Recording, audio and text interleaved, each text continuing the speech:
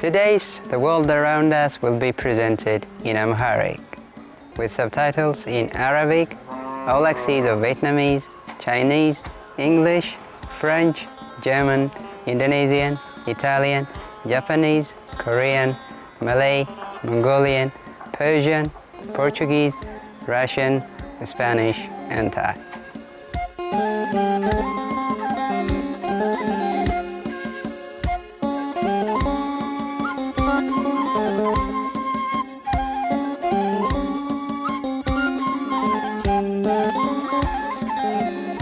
ጤና ይስጥልን የተባረካችሁ ተመልካቾች እንኳን ለሱፕሪም ማስተር ቴሌቪዥን ዓለም በዙሪያችን ዝግጅታችን በደህና መጣችሁ። ዛሬ ማራኪ የሆነችውን ሀገር ኢትዮጵያን ለመጎብኘት ወደ አስደናቂው የአፍሪካ አህጉር እንጓዛለን። ይህች መንፈሳዊት ምድር በአራተኛው ክፍለ ዘመን ለመጀመሪያ ጊዜ እምነቱን የተቀበለች ከጥንታውያን ክርስቲያን ሀገሮች አንዷ ናት። ኢትዮጵያ ገናናዎቹን የላሊበላ አብያተ ክርስቲያናትን የመሳሰሉ የእጹብ ድንቅ ታሪካዊና ሃይማኖታዊ ቦታዎች መገኛም ናት። እነዚህ ውቅር አብያተ ክርስቲያናት የሚይዙት ሁሉም ተቀራርበው የሚገኙትን 11ዱን ከድንጋይ የተፈለፈሉ አብያተ ክርስቲያናትን ነው። እነዚህ ጥንታውያን ህንጻዎች የተሰሩት በንጉስ ላሊበላ ነው። ህንጻዎቹ የተሰሩት አንድ ወጥ ቋጥኝ በመወርወር ሲሆን ይህም የሆነው በ25 ዓመታት ዕድሜ ውስጥ በመላእክት እንዲሁም በቅዱስ ገብርኤል እርዳታ ነበር። ምንም እንኳን ሌሎች ውቅር አብያተ ክርስቲያናት በዓለም ውስጥ ቢኖሩም እንደ ላሊበላ አብያተ ክርስቲያናት ያሉ ራሳቸውን ችለው የቆሙ ውጫዊ ግድግዳ ያላቸው ግን የሉም።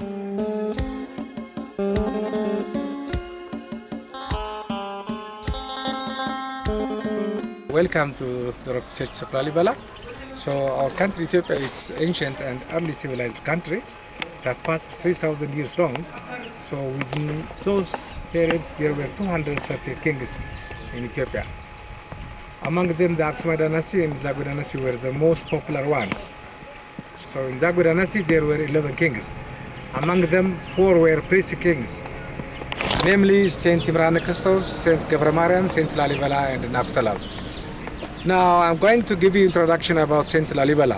So Saint Lalibela, he was born at the beginning of the 12th century. Lalibela, he was one of the priest king in the Zagwe dynasty, and he built 11 rock-hewn churches from a single rock in the 12th century. So this area has got recognition from UNESCO in 1978. It is World Heritage Site. ስለ ንጉስ ላሊበላ ህይወት አንድ አፈ ታሪክ በተወለዱበት ጊዜ አልጋቸውን ብዛት ያላቸው ንቦች እንደዞሩት ይገልጻል። እናታቸው እንስሳት ጠቃሚ የወደፊት ጊዜን የመተንበይ ችሎታ እንዳላቸው የሚገልጽ ጥንታዊ እምነትን አስታወሱ። ስለሆነም ላሊበላ ብለው ሰየሟቸው። ትርጉሙም በአገውኛ ቋንቋ ንቦቹ ንግስናቸውን ያውቃሉ ማለት ነው።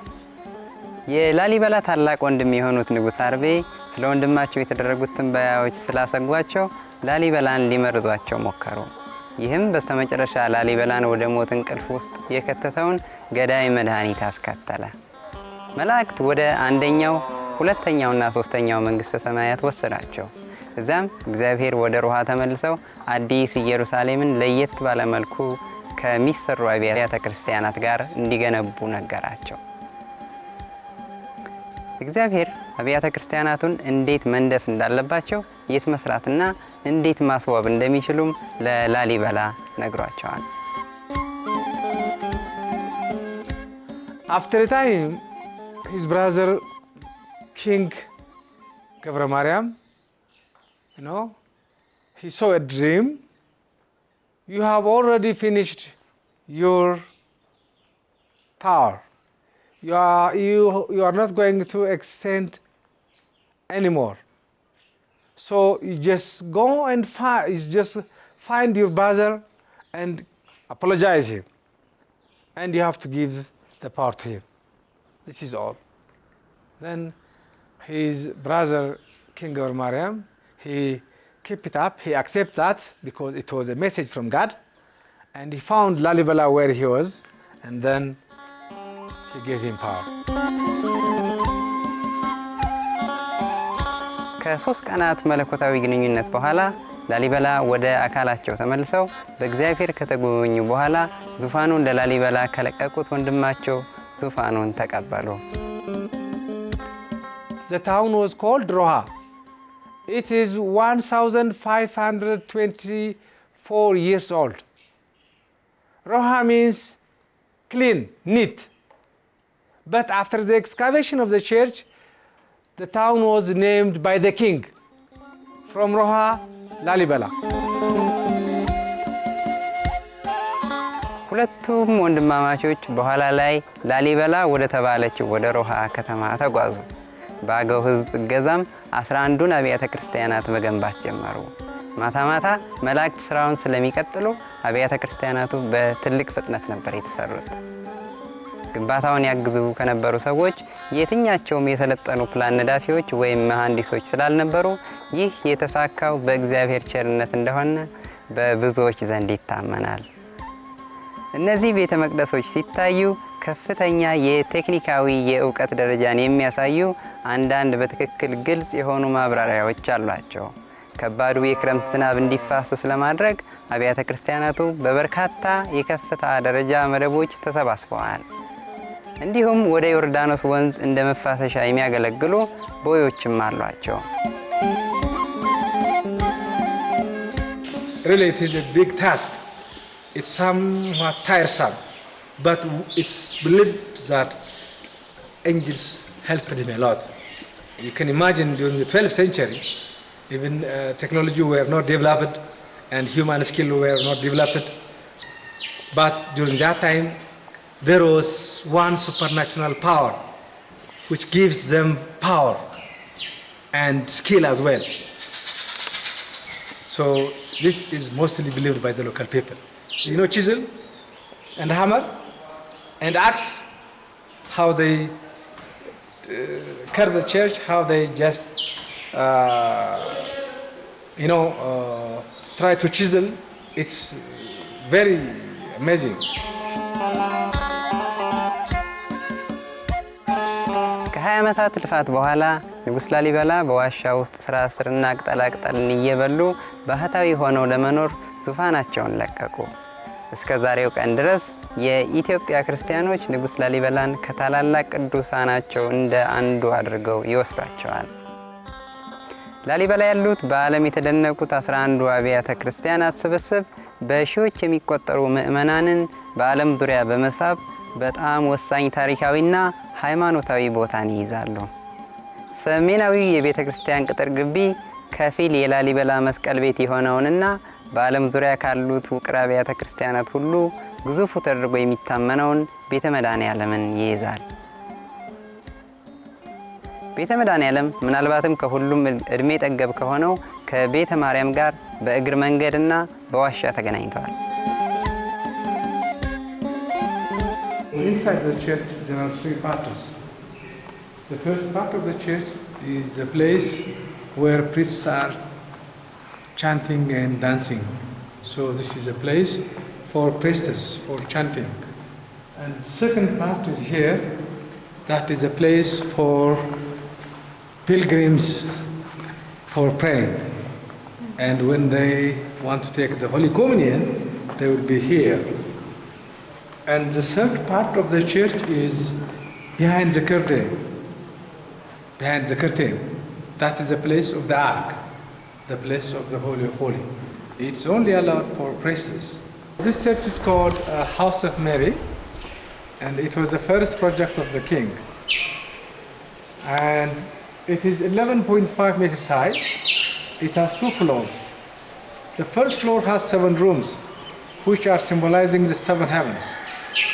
And this church is highly elaborated or decorated. On the top you can see 3 windows, symbolizing Father, Son, Holy Spirit. Under that you can see Latin cross. Then after you will see an arch, which is representing womb of Saint Mary, which represents or symbolizes the descending of God from heaven to earth and born from Saint Mary. So now we are inside the church. On the top there, that is a Star of David, which represents Old Testament. So here is a very unique pillar, which is called Pillar of Light. So it's written in 3 languages, Greek, Hebrew, and Greek. It describes the past and the future, Alpha and Omega.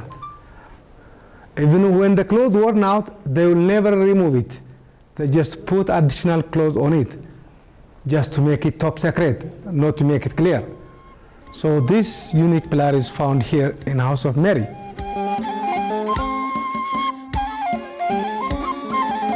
በሰሜናዊው ከፊል ሊታዩ ከሚችሉ ሌሎች አብያተ ክርስቲያናት ውስጥ አንዱ የንጉስ ላሊበላን መቃብር የስላሴ ጸሎት ቤትን እንዲሁም የአዳም መቃብርን ይይዛል ተብሎ የሚታሰበው የቤተ ጎልጎታ ነው። The 12 apostles are carved out in such a way here in House of Golgotha. So it shows there the way how they dress, the way how they are. የሁለተኛው ስብስብ ወይም የምዕራባዊው ስብስብ ቤተ ጊዮርጊስ ተብሎ ይጠራል። የተሰራውም በመስቀል ቅርጽ ሲሆን በደንብ የተጠበቀው የላሊበላ ቤተክርስቲያን መሆኑም ተስተውሏል። After he get more experience, he built this wonderful church. So it's perpendicular and straight angled. So you can see how it is curved out from the top to bottom.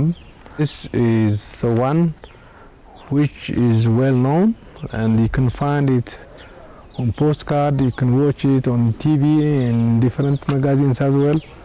There are 7 steps here, so it symbolizes 7 heavens.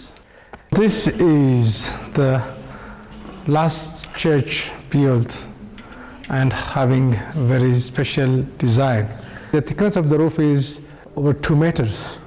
And the pillar is not separated actually, it's attached. So it gives more strength for the church.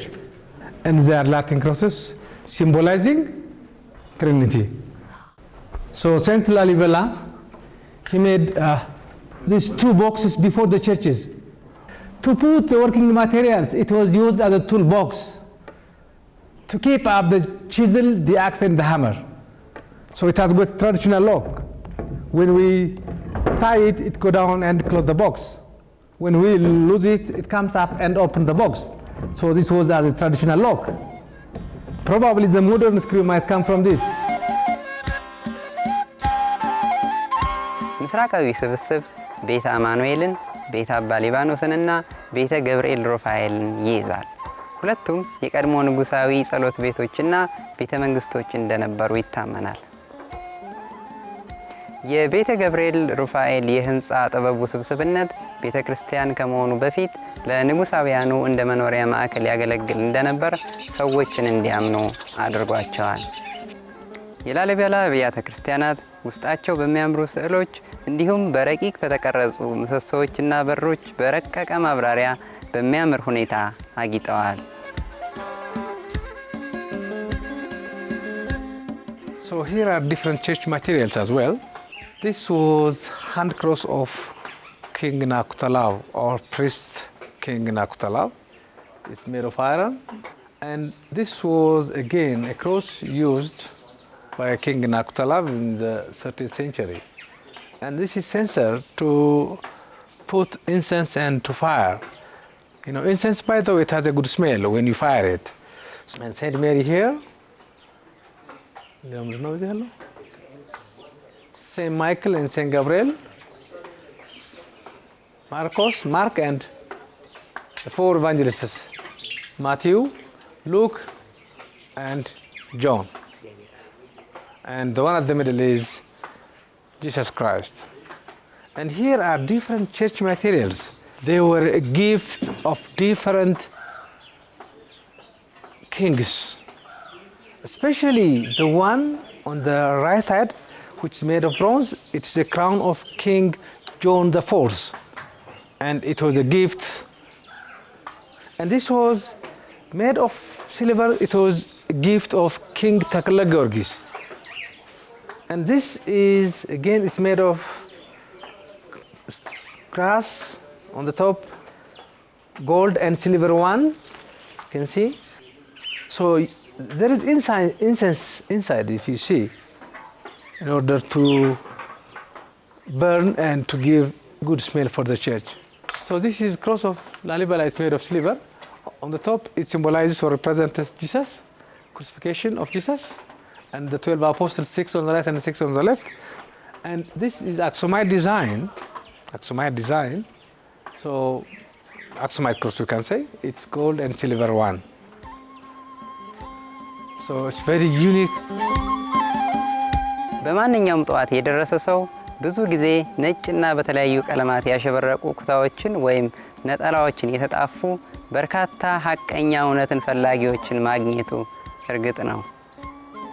በጠባቦቹ የእግር መንገዶች በመዟዟር አንድ ሰው እነዚህን ውብ አብያተ ክርስቲያናት ለመፍጠር ምን ያክል ሰዎች እንዲሁም መላእክት ልባዊ እጆቻቸውን እንደተጠቀሙ በማሰብ ይገረማል። እግዚአብሔርን ለማምለክና የኢትዮጵያን የሚያኮራ ቅርስ ለማስታወስ እንደ ላሊበላ ያለ ይህን የመሰለ ጥንታዊና አስደናቂ ቦታ በመኖሩ ምድራችን በእውነቱ ተችራለች። ታማኝና የተባረኩ የኢትዮጵያ ሕዝቦች በሰላም ይበለጽጉ፣ ለምድራችንም ውበትንና ቅዱስ ሁኔታን መጨመራቸውን ይቀጥሉ ዘንድ ምኞታችን ነው። በፍቅር የተሞላችሁ ተመልካቾች ለዓለም በዙሪያችን የአብሮነት ቆይታችሁ ምስጋናችን ይድረሳችሁ። ልክ ከድንቅ ዜና በኋላ የሚቀርበው ቃላተ ጥበብ ነው። ቆይታችሁ ከሱፕሪም ማስተር ቴሌቪዥን ጋር ይሆን ዘንድ በአክብሮት እንጠይቃለን። በዕለት ተዕለት ኑሯችን ውስጥ መለኮታዊ ተአምራትን እናይ ዘንድ ምኞታችን ነው። Thank you, loving viewers, for your company on the world around us. Coming up next is Words of Wisdom, right after Noteworthy News. Please stay tuned to Supreme Master Television. May we see the divine miracles in our daily life. For more details, please visit www.suprememastertv.com/EE.